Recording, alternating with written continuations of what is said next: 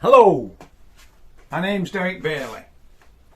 I've been a wood turner now for just over 40 years, and the last 8 of them I've been teaching it.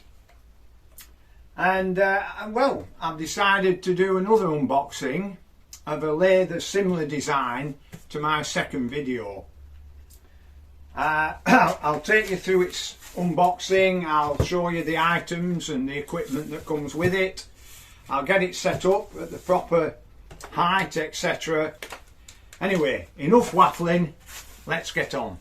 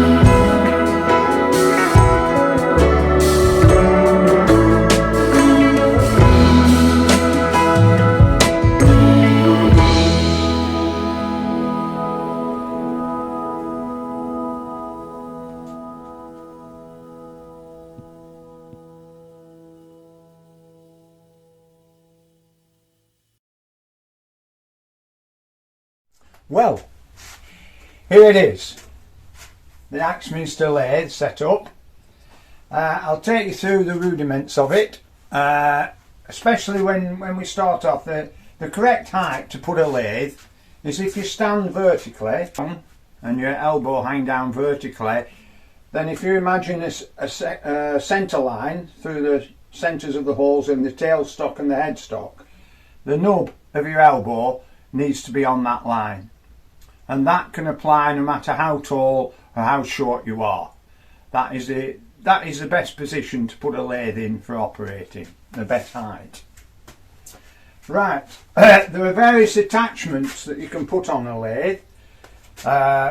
Earlier I showed you the faceplate, which screws on here. The two grub screws are tightened onto the drive shaft, so that when we reverse the motor and it rotates in the opposite direction, it won't unscrew itself.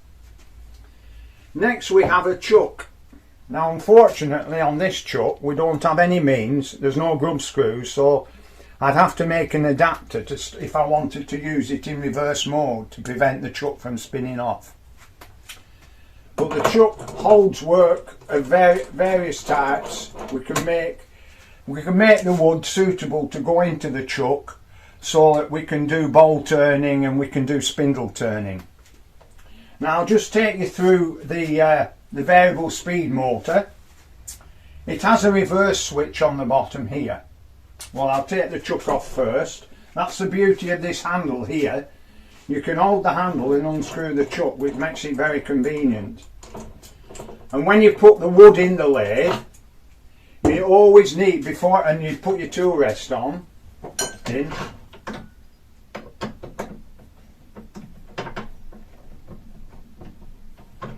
like so, and you put your wood in.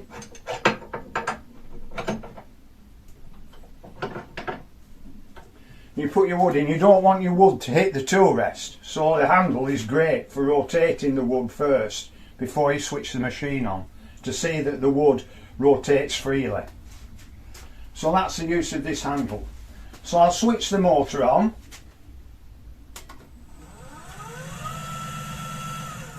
That's at its lowest revolution.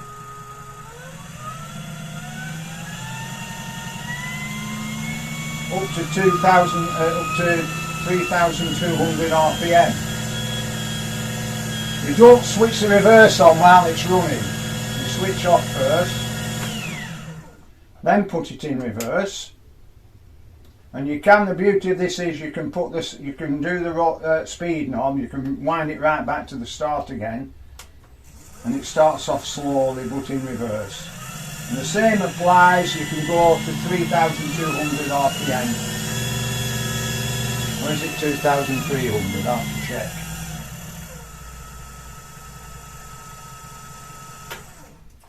And that's basically it.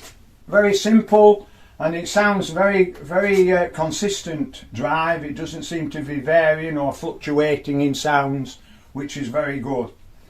My overall impression of this lathe is extremely good. The locking handle on the banjo is very positive. Some lathes, they tend to spring back and slowly come back, which can be quite dangerous if you're turning bowls particularly.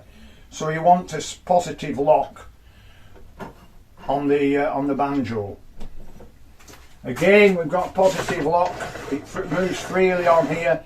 There's not too much play in the headstock, but it self-aligns when you tighten up. Well, I did the kiss test earlier, so you should be able to see that. So overall, I'm quite happy with this lathe. Can't wait to get started on my next video. Well, that's it for this video. Thank you for all those who have managed to last this long.